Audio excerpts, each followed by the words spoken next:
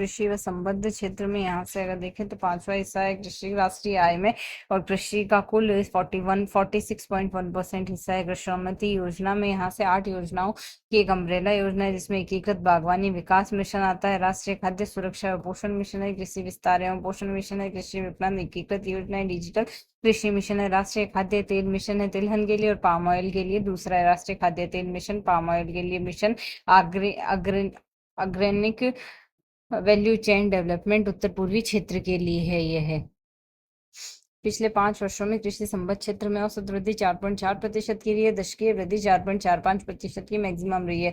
फसल क्षेत्र में 3.5% की वृद्धि रही है, पशुपालन में 7.1% की, मत्स्य जरिया में 8.8% की, संयुक्त में यहाँ से 12.77% CAGR पशुधन में CAGR की रही है, और पशुधन में और मत्स्य क्षेत्र में 140% 88.14 लाख टन में, GVA में 195% रही है। 2024 में खाद्यान्न उत्पादन में 3577.3 लाख मेट्रिक टन रहा है, लास्ट ईयर रहा है 254.3 लाख मेट्रिक टन, उससे अधिक है। धान गेहूं मक्का मिश्री अन्न में उच्च उत्पादन रहा है। इसमें सूखी प्याज में मैक्सिमम उत्पादक व विश्व का लगभग 25% उत्पादन होता है यहाँ, और सब्जी फल आलू में सेकेंड रैंक है 12 से 13% के साथ। बागवानी क्षेत्र में GVA का 33% उज्जवल पहलू है। मूंगफली उत्पादक राज्य है गुजरात, कर्नाटक, तमिलनाडु रहे हैं। पश्चिम बंगाल, यूपी, तेलंगाना, उड़ीसा, आंध्र, तमिल धान उत्पादक राज्य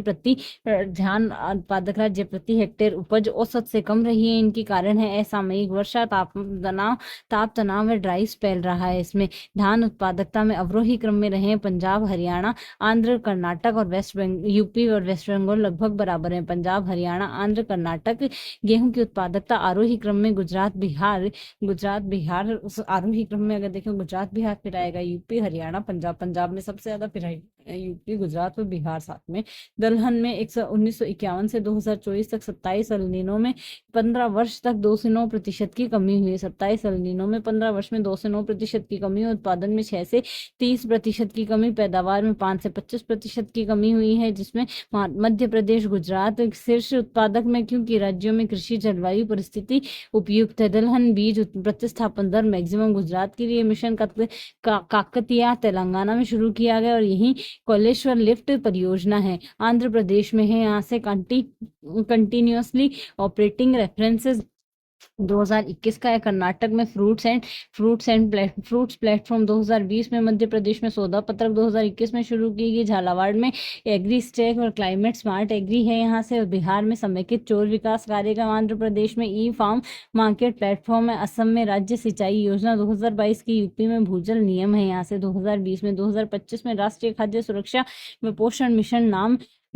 मिशन नाम धान, गेहूं, दलहन, मोटे अनाज व वाणिज्यिक फसल व श्री अन्न उत्पादन बढ़ावा है। इसमें मोटे अनाज में मक्का और जौ को शामिल किया, वाणिज्यिक फसल में कपास, जूट, गन्ना को शामिल किया गया। प्रमुख घटक फसल संरक्षण प्रौद्योगिकी प्रदर्शन उत्पादकता वाली किस्म एकीकृत योजना के तत्व कीट प्रबंधन, जल संरक्षण व किसान क्षमता निर्माण है। इसमें खाद्य तेल मिशन तिलहन के तेल पाम 2030 से 31 में 70 मेट्रिक टन उत्पादन रहा है। इसमें दालों को आत्मनिर्भरता मिशन ने 1 अक्टूबर 2025 से घोषणा की गई है इसकी, और 2014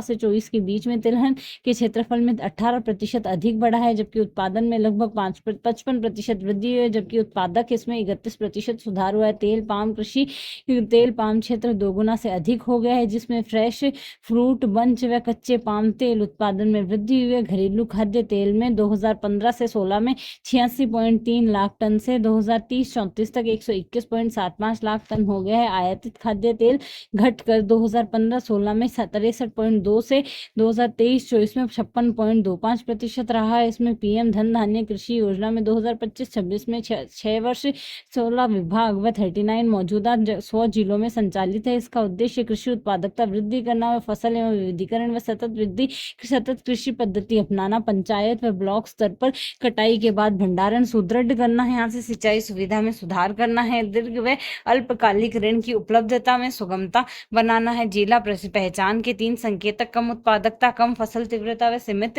ऋण वितरण है। इसमें उच्च उत्पादकता वाले बीजों पर राष्ट्रीय मिशन 2025-26 में शुरू किया गया। उद्देश्य इसका अनुसंधान पारिस्थितिकी तंत्र को सुदृढ़ बनाना, जलवायु सहिष्णु उच्च उत्पादकता वाले बीजों की किस्मों का प्रसार करना, 100 से अधिक नई किस्मों की वाणिज्यिक उपलब्धता में सुधार करना, बीज व रोपण उपमिशन 2014-15 में बीज उत्पादन प्रसंस्करण भंडारण प्रमाणन को बढ़ावा देके उच्च गुणवत्ता वाले बीजों की उपलब्धता 6.85 लाख बीज ग्राम स्थापित करना। पीएम कृषि सिंचाई योजना के लक्ष्य खेत स्तर पर समन्वित निवेश सुनिश्चित करना, सुनिश्चित सिंचाई पर हेतु उपयुक्त क्षेत्र का विस्तार करना, खेत पर जल उपयोग दक्षता बढ़ा, जल अपव्यय मिनिमम करना, सटीक सिंचाई व अन्य जल बचत तरीकों को बढ़ावा देना, भूजल स्रोतों के पुनर्भरण को सुदृढ़ करना, सतत जल संरक्षण विधि को लागू करना। पर ड्रॉप मोर क्रॉप पीएम कृषि सिंचाई योजना का यह घटक है। जल दक्षता इसमें बढ़ाना है। छोटे व सीमांत किसान के संबंध में कुल परियोजना में लागत 55%, अन्य किसान हेतु 45% वित्तीय सहायता, सिंचाई कवरेज धान का 67%, बाजरे का 15% से कम व दलहन का 26%। एनपीके मानक इसका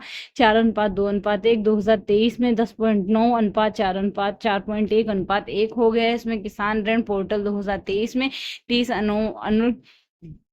वाणिज्यिक यहाँ से 30 वाणिज्यिक बैंक, 42 क्षेत्रीय ग्रामीण बैंक व 20 राज्य सहकारी बैंक, 356 केंद्रीय सहकारी बैंक एकीकृत करता है, जिससे 5 करोड़ से अधिक किसान को कवर किया। और यह ऋण प्रणाली की दक्षता को बढ़ाता है, क्योंकि सब्सिडी उत्पादक ऋणों को दी जाए दुरुपयोग को रोकता है। यह कृषि यंत्रीकरण उपमिशन सीएचसी की स्थापना 2014-15 से 25-26 तक 25,689 सीएचसी पर 25-26 में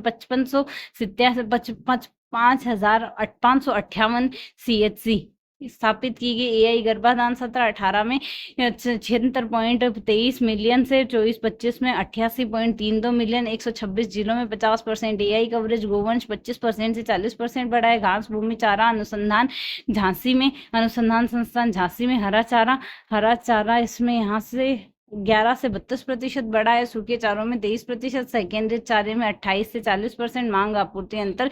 पीएम मत्स्य किसान समृद्धि सह योजना फरवरी 2024 में वित्तीय तकनीकी हस्तक्षेप में लागू किया गया। विशिष्ट न्यूक्लियस ब्रीडिंग सेंटर, उद्देश्य प्रजाति का गुणवत्ता व उत्पादकता बढ़ाना है। सरकार ने 2014 एकीकृत कृषि विपणन योजना की उपयोजना है, जो पूंजी निवेश, मांग ऋण, संबद्ध एवं पश्च अनुदान के लिए डिजाइन है। इसमें व्यक्ति, किसान, एफपीओ, सरकारी संस्थान, कृषि उद्यम व राज्य एजेंसी को वित्तीय सहायता देना है। अप्रैल 2016 में ई नाम भारतीय बाजार रूप में शुरू किया गया। एपीएमसी हाई सॉफ्ट गुणवत्ता परीक्षण में 75 लाख है। इसमें 2014 में कृषि विपणन अवसंरचना उपयोजना, 2016 में ई नाम योजना, एफपीओ 2020 में डिजिटल एग्री मिशन सितंबर 2024 में शुरू की गई। भारत समुद्री खाद्य निर्यात 130 से अधिक देशों को राष्ट्रीय मत्स्य डिजिटल प्लेटफॉर्म, 28 लाख से अधिक हितधारकों को डिजिटल पहचान, ऋण, बीमा, मूल्य श्रृंखला एकीकरण,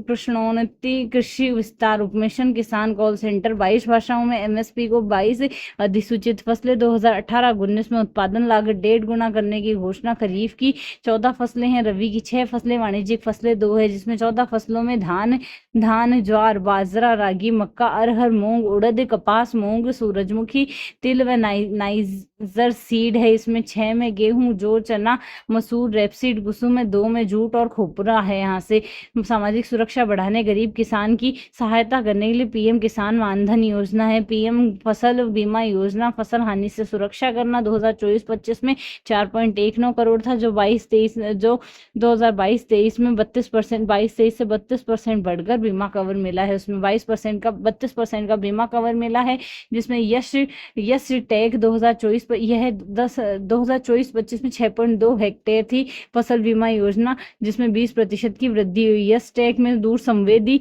रिमोट सेंसिंग में 9 राज्यों में, एमपी में पूर्णतः अपनाया। त्रिभुवन सहकारी विश्वविद्यालय गुजरात स्थापित किया गया है। RKVY दलहनी फसलों की खेती के माध्यम से मृदा उर्वरता पुनर्स्थापित करना, वैकल्पिक फसल बेहतर करना, फसल विविधीकरण कार्यक्रम सीडीपी के तहत है, क्योंकि इसमें वैकल्पिक फसल नाम आ गया तो इसमें फसल विविधीकरण आएगा। परंपरागत कृषि विकास योजना पूर्वी राज्य में लागू नहीं होगी। परंपरागत कृषि विकास योजना पूर्वोत्तर राज्यों में लागू नहीं हो रही। NMNF राष्ट्रीय प्राकृतिक खेती मिशन इसके तहत है। यहाँ से खाद्य प्रसंस्करण 12.91%, विनिर्माण रोजगार का, और 2024-25 में खाद्य निर्यात 49.43 बिलियन था जो 11.2% बढ़ा है। 18 में 14.9% था।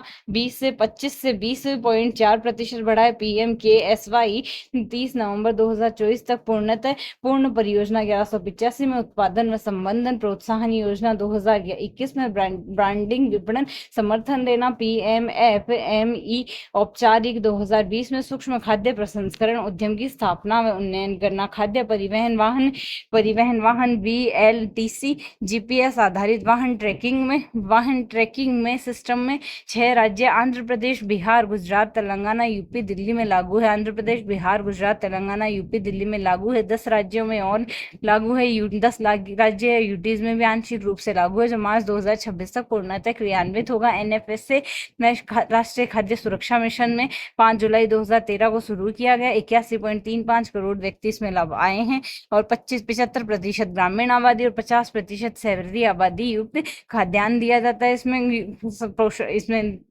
दिया जाता है, प्रोवाइड कराया जाता है 67% आबादी को रियायती खाद्यान्न हेतु। 1997 में PDS के तहत BPL APL हेतु था और 2000 में अंत्योदय अन्न योजना के तहत 2.5 करोड़ को कवर इसमें किया गया है।